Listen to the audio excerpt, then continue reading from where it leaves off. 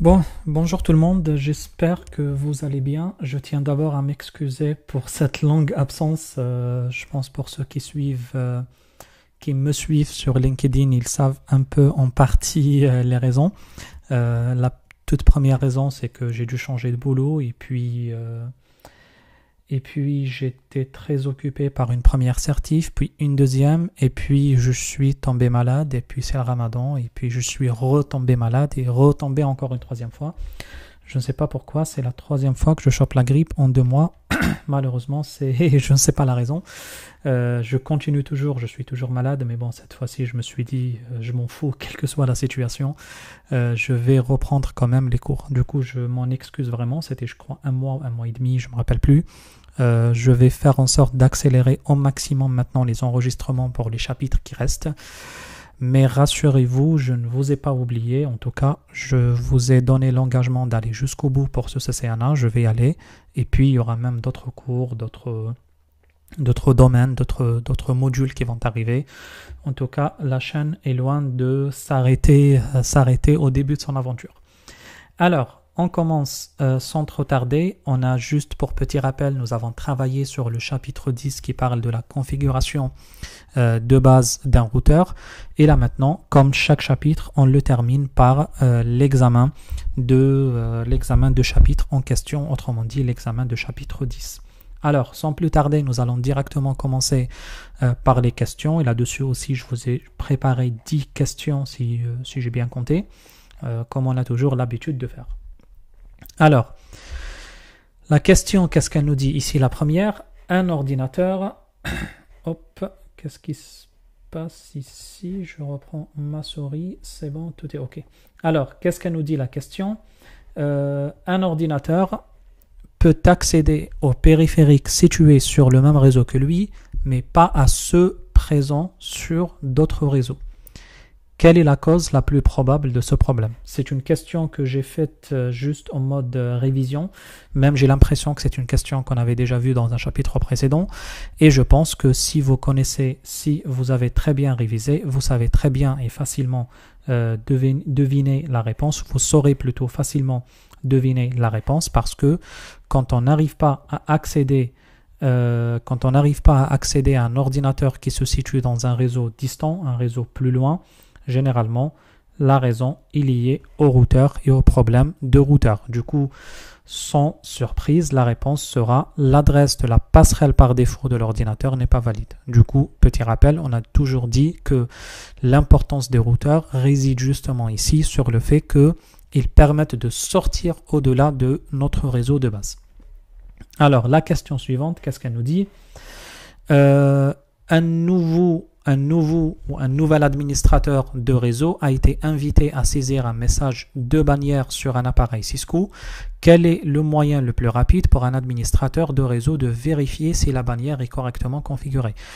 Petit rappel, on a parlé de la bannière aussi dans une vidéo précédente et on a dit que les bannières, ils servent principalement à afficher un message d'alerte ou un message de sécurité qui va nous dire que il y a ou pas un problème ou pardon, pas un problème, mais un message de régulation, un message légal pour dire qu'est-ce que ce routeur, il sert à quoi, il est là pourquoi, etc.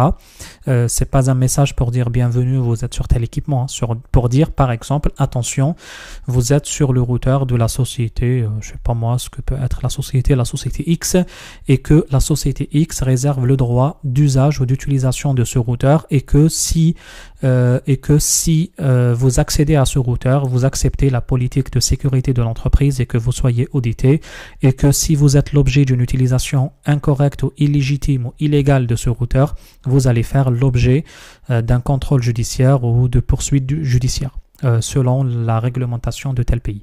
Ça peut être très bien comme message de bannière. Du coup, la question qui se pose, c'est comment contrôler le message de bannière. Petit rappel très rapide, je vous affiche mon paquet tracer, je prends n'importe quel routeur, le 1941 ou le 4300, peu importe comme routeur, et puis nous allons démarrer le routeur. Excusez-moi, j'ai un problème de voix.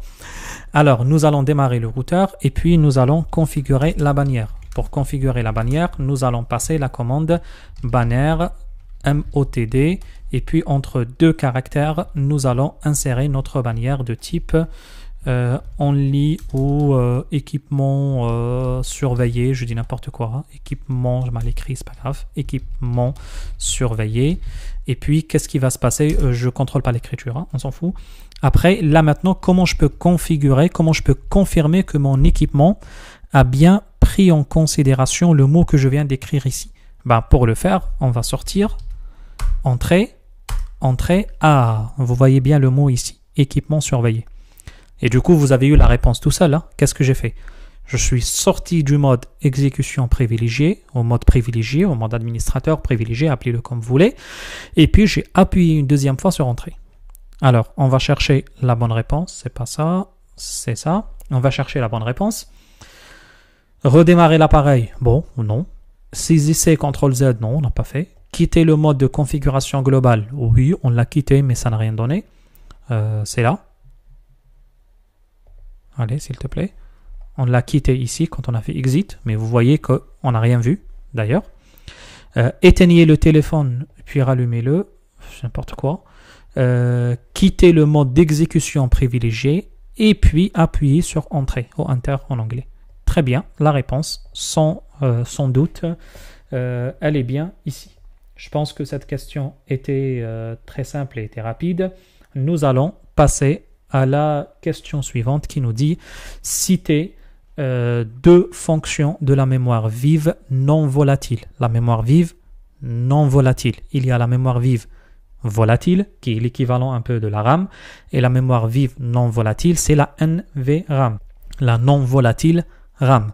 La non volatile RAM elle sert à quoi? Stocker la table de routage, conserver le contenu en cas de panne de courant, conserver le fichier de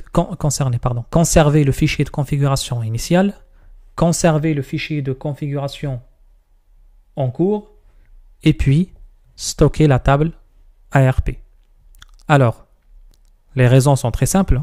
On travaille sur la RAM, sur la running config, et puis quand on a un problème, qu'est-ce qu'on fait à chaque fois avant d'avoir le problème? Justement, on sauvegarde dans la NVRAM.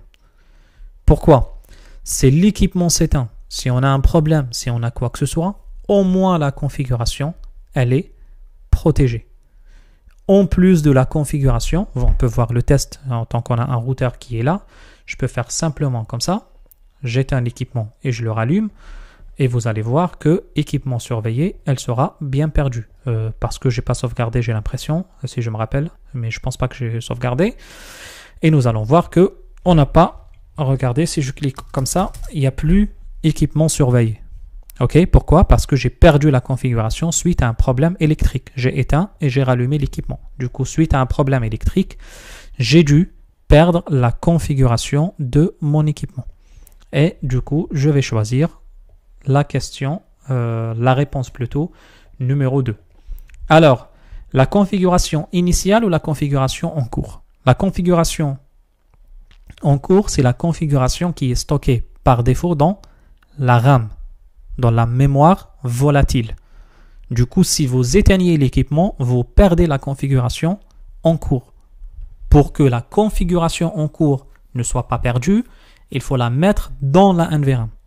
Et puis, quand vous démarrez l'équipement, cette configuration, elle va démarrer en mode initial ou en mode de démarrage de l'équipement.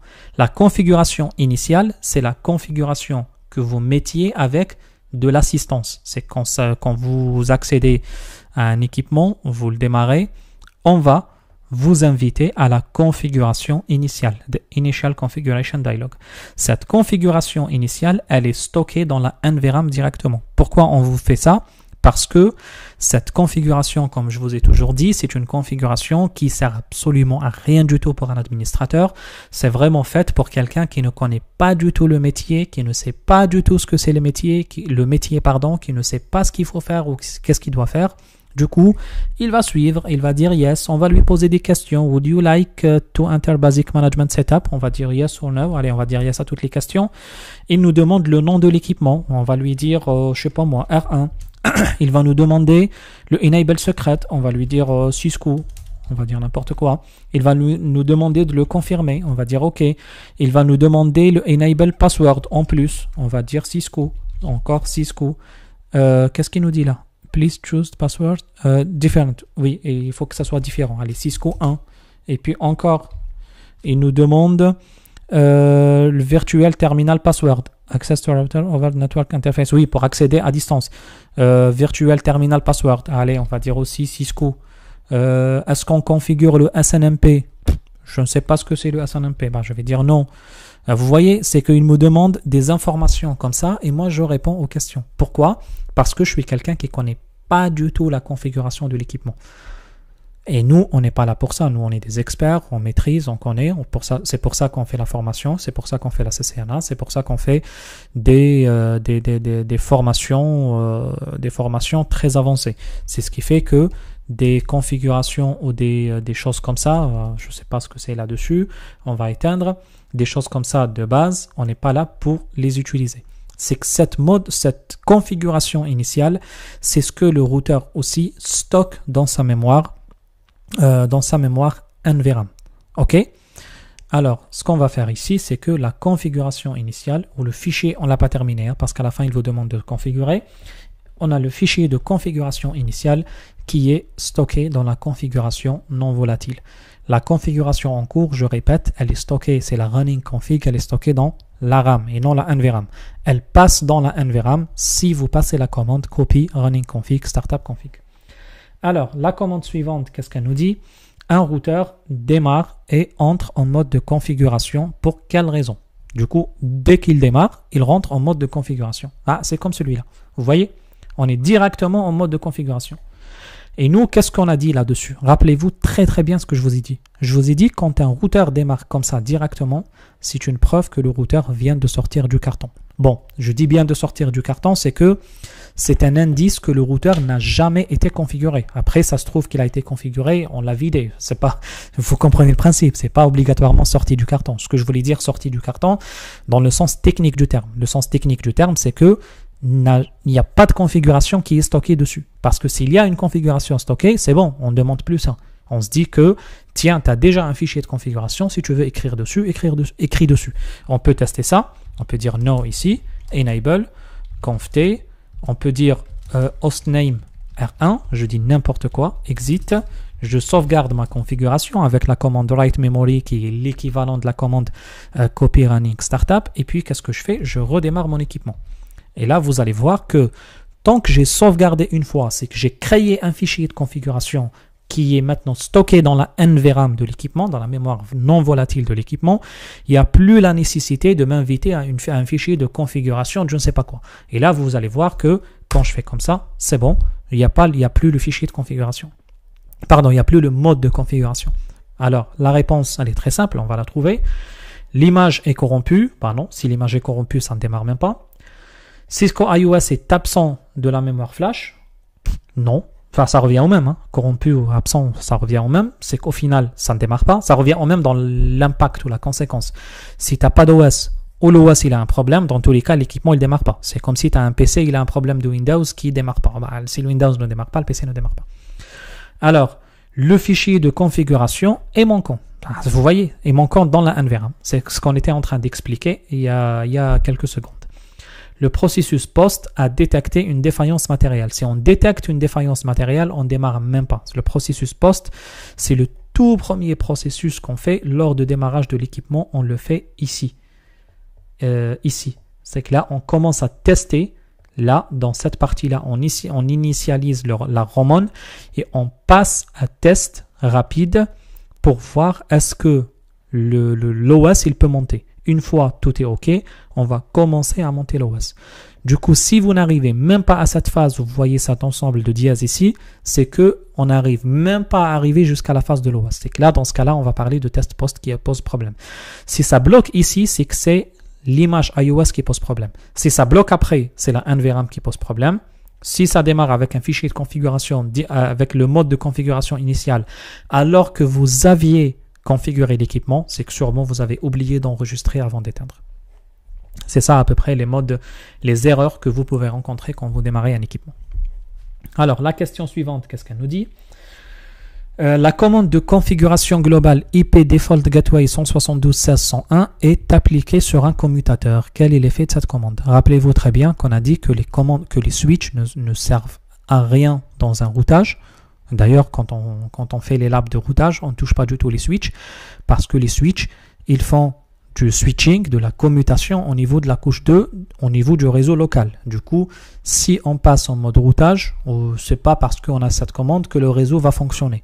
Mais cette commande, plutôt, elle sert à autre chose de très important, c'est que cette commande nous permet de rendre l'équipement un équipement interactif. Du coup, on va pouvoir accéder à ce switch à distance, le configurer, ajouter des configurations, ajouter des éléments, ajouter des choses, supprimer, etc. Parce que sans cette commande-là, il est impossible d'accéder à un switch à distance.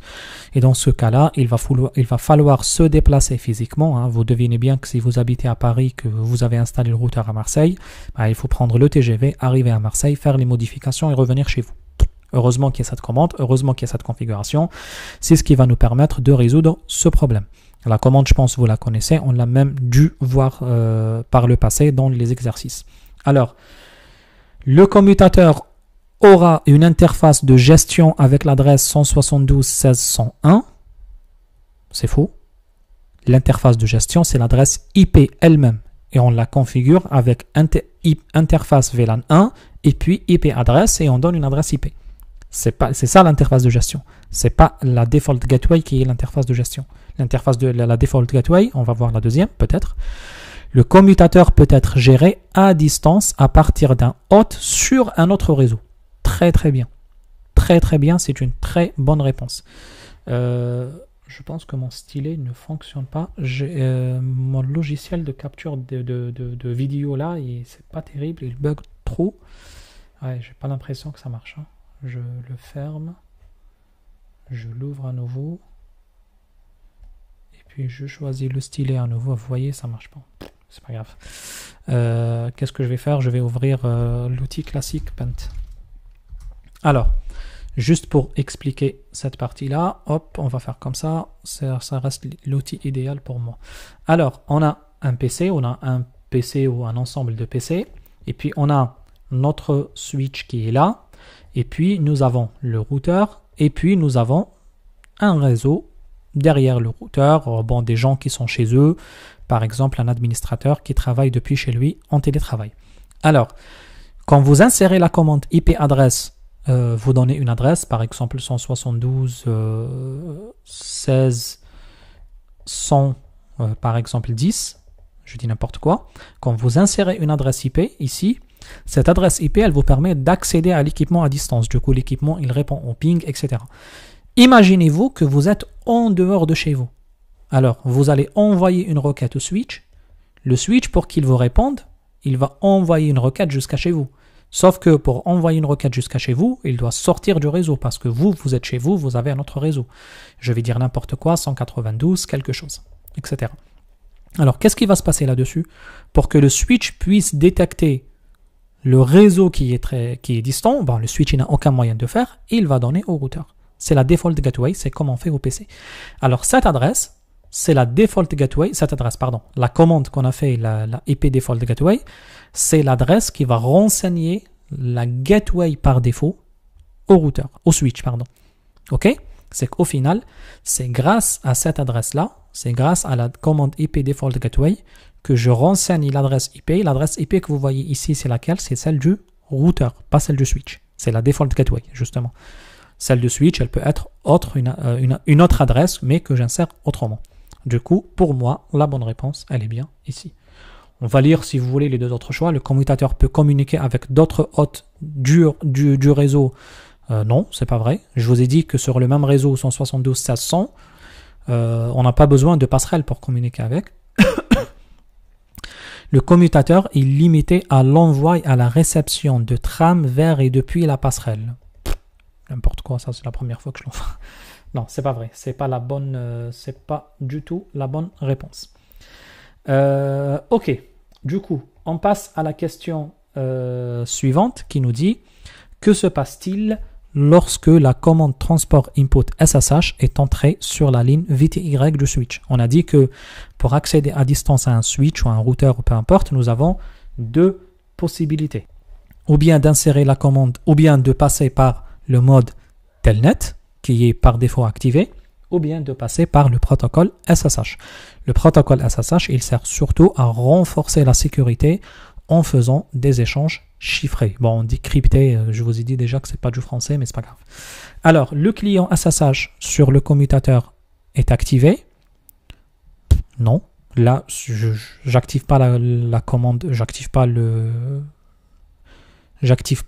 client SSH, mais j'active le transport avec ce mode-là en tant que client SSH. La commutation, en tant que client, en tant que serveur SSH, la commutation entre le commutateur et les utilisateurs distants est cryptée. Très bien, c'est pour moi la bonne réponse. On va voir. Le commutateur nécessite une combinaison nom d'utilisateur mot de passe pour l'accès à distance. Oui, mais c'est pas grâce à cette commande qu'on l'a fait. En SSH, on accède avec un nom d'utilisateur et un mot de passe, mais pas obligatoirement. On peut accéder avec des tokens, des clés, je sais pas quoi, comme technique. On peut faire appel à un serveur, TACAX, AAA, bref, il y a énormément de techniques. Mais c'est pas, en tout cas, l'utilisateur et le mot de passe, c'est la technique la plus simple avec le SSH, mais c'est pas grâce à cette commande qu'on l'a eu. C'est que quand tu accèdes en SSH, oui, tu renseignes un user et un mot de passe, mais c'est pas grâce à cette commande. Ok? Le commutateur nécessite des connexions à distance via un logiciel que, non, c'est pas obligatoirement que ça nécessite un logiciel à distance via un logiciel propriétaire. Non, c'est pas vrai. Du coup, la seule solution qui reste, c'est plutôt la deuxième solution qui nous valide ou qui nous confirme le bon choix ou la bonne explication que je vous ai donnée. Alors, la question suivante. Reportez-vous à l'illustration. Un PC d'utilisateur a réussi à transmettre des paquets à www.cisco.com. Quelle adresse IP le PC de l'utilisateur cible-t-il afin de transmettre ces données hors du réseau local? Très bien, je pense que maintenant, ça devient plus un secret pour tout le monde que si on veut sortir au-delà de notre réseau, par exemple un serveur qui se situe ici, nous devons obligatoirement solliciter quoi? Une passerelle par défaut. Autrement dit, le routeur de notre entreprise. Alors, là, on envoie une requête vers le cisco.com, le 172.24.2.1. Du coup, grâce au DNS, il a détecté que cisco.com, c'est celle-là. Et puis, qu'est-ce qu'il nous fait le routeur? Le PC. Le premier réflexe qu'il fait, toujours, qu'est-ce qu'on a dit? Il donne à sa passerelle. C'est le premier équipement en face, c'est la passerelle. Du coup, qu'est-ce qu'il fait ici? Il va donner directement à sa passerelle. Ok? Alors, la passerelle, d'après vous, c'est quoi? C'est 172.20.0.254. Il n'y a pas de débat, c'est le choix numéro 3. Alors, la question suivante, qu'est-ce qu'elle nous dit? La question suivante, elle nous dit quelles sont? C'est celle-là. Quelles sont les 3 commandes qui permettent de configurer un accès sécurisé à un routeur via une connexion à l'interface de console? Un accès sécurisé via une interface de console. Je pense que ça vous rappelle quelque chose. Interface Fast Ethernet 00. Non, en console, on n'a pas besoin de câble réseau normal parce qu'en console, petit rappel, on utilise un PC normal, je vais dire un laptop, avec un câble console. Je vais prendre un câble comme ça. RS232 et puis console. Vous voyez que j'ai pas de câble réseau, j'ai pas de connexion réseau. Et puis j'accède comme ça, desktop, je choisis un logiciel, je vous ai parlé de PuTTY, TerraTerm, Secure CRT et j'en passe. Et on choisit le terminal, on laisse la configuration par défaut de la vitesse, etc. OK. Et là, nous sommes connectés sur l'équipement. Vous voyez que j'ai pas du tout besoin de réseau, de câble réseau ou quoi que ce soit. Line VTY04, attention, line VTY, le VTY c'est pour les accès distance, ce que je vous ai dit ici pour la default gateway, pour accéder par exemple à distance, mais pas pour accéder via un câble console. Du coup, cette réponse est fausse. Line console 0, très bien. Enable secret, ok. Et puis qu'est-ce qu'on a? Login, non. Et puis password Cisco. D'après vous, c'est laquelle? D'après vous, c'est laquelle? On va le faire. Regardez. Enable. Conft. Line console. Console. Et puis, qu'est-ce que je fais? Password secret. Enable secret. Non, évidemment. Qu'est-ce que je fais? Pour sécuriser l'accès console, c'est password. Cisco. Et puis si je sors,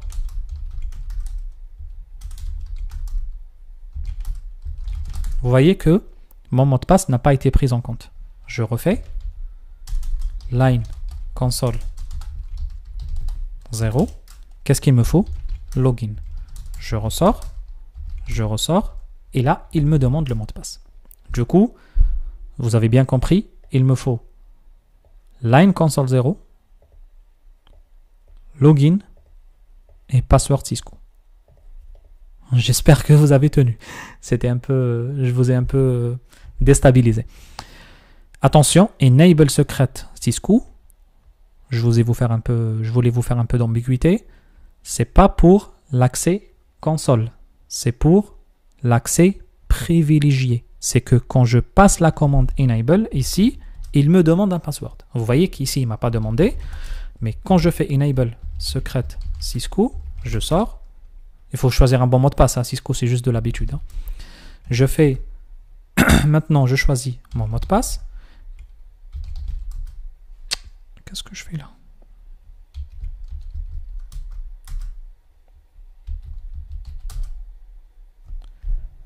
J'ai choisi un autre mot de passe ou quoi?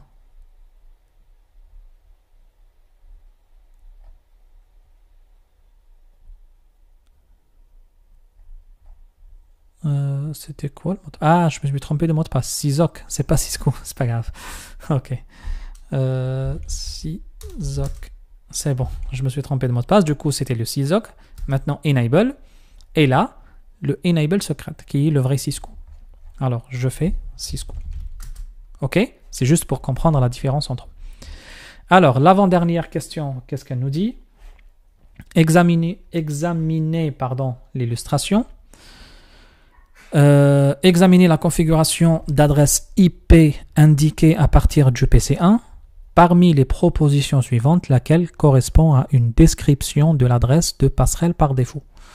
C'est très simple. Hein? On a la commande ipconfig d'un PC. Qu'est-ce qu'elle nous dit? IP adresse 192.168.1.95. Subnet mask, c'est ce qui accompagne l'adresse. Et puis en bas, qu'est-ce qu'on a? Default gateway, qui est la 192.168.1.254. Sur quel PC la commande? Elle est sur le PC 1. Le PC 1, ici. Du coup, c'est quoi la 192.168.1.254? C'est l'adresse de cette interface-là, qui est entre commutateur 1 et routeur 1, de côté de routeur 1, bien sûr. Alors, c'est quoi? On va dire la description.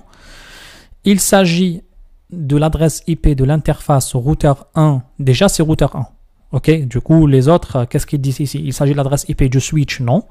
Il s'agit de l'adresse IP du périphérique réseau, du n'importe quoi. J'ai même pas envie de lire. Ok, du coup, routeur 1, je vais rester sur routeur 1. Déjà sur routeur 1, parce que PC1, il est connecté à routeur 1. Du coup, ça sera entre la première et la deuxième. Il s'agit de l'adresse IP de l'interface routeur 1 qui connecte l'entreprise à Internet. C'est autrement dit celle-là. Et nous, qu'est-ce qu'on a dit? C'est plutôt celle-là. Déjà, par ordre d'élimination, j'ai même pas envie de lire. C'est la deuxième réponse. Parce que c'est pas celle-là. Et les autres, c'est pas routeur 1. Du coup, ça reste un seul choix. Il s'agit de l'adresse IP de l'interface routeur 1 qui connecte le réseau local du PC 1 au routeur 1. Du coup, c'est celle-là qui connecte le PC au réseau local. Très bien. On a la bonne réponse là-dessus. Alors, la dernière question, qu'est-ce qu'elle nous dit? Deux choix sont vrais. Quelles sont les deux fonctions principales d'un routeur? Transmission de paquets, micro-segmentation, résolution des noms de domaine, choix des chemins, contrôle de flux. Je pense que c'est une question de révision un peu pour rappeler à peu près quel est le rôle du routeur. On a dit transmission de paquet. Il y a un nom qui saute comme ça dans mes yeux qui est paquet. Quand on parle de niveau 3, on parle de routeur et on parle de paquet. Ça a l'air très bien. Et puis, Microsegmentation, ce n'est pas le rôle des routeurs. Résolution des noms de domaine, c'est un DNS, c'est pas le routeur. Contrôle de flux, c'est pas le métier de routeur de faire les contrôles de flux. Et du coup, qu'est-ce qui reste? C'est le choix des chemins. Et on a dit que le routeur, il fait le routage. Et le routage, c'est le choix du meilleur chemin pour atteindre une destination. Est-ce que je prends ce chemin de ce routeur vers ce routeur? Ok. Je pense que la révision vous était utile. Je ne sais pas si j'ai réussi à parler sans souci parce que je me retiens pour ne pas tousser et ne pas avoir de soucis. En tout cas, du coup, j'ai perdu un peu ma voix. Vous me dites si c'est OK pour vous. Je vais attaquer directement le chapitre 11, le chapitre suivant. Et sur ce, je vous dis bonne continuation, bon courage et surtout, n'hésitez pas à me contacter si vous avez des questions ou des problèmes. Salut!